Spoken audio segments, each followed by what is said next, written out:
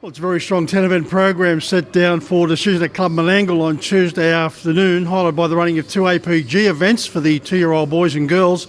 The first of these specials appears in race 4 with the Ashley DeLosa trained Brooks Smart Dancer, who had no luck here last time out in running 5th, beaten 3.5 metres by the Maharani. On that particular occasion, Brooks Smart Dancer drew deep, was taken back to a 5-peg roll, and from that point onwards had no luck whatsoever in finding the line very nicely over the concluding stages. So I think Brooks Smart Dancer in a very open race is certainly worth the gamble.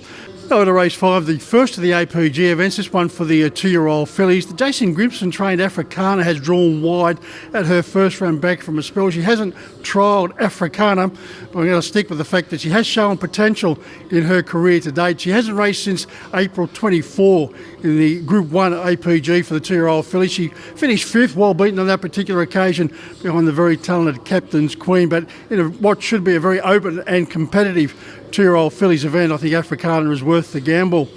Over to race 6, and the tip here is American Fly. Now, the most surprising thing about his win last time out was the price. He started very good odds, American Flyer. He has the same gate this time, gate 1, and what should be a very suitable assignment for the Belinda McCarthy trained former Kiwi. I think American Flyer will be very hard to beat in that particular event.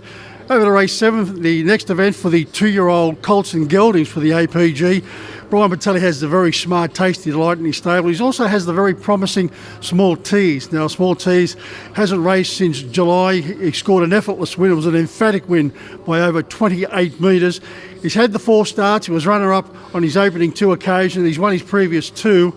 So he's a very talented performer, and Small Tease has trialled very nicely here at Club Menangle in readiness for this particular event. I think he will be one of the better bets on the card, Small Tease.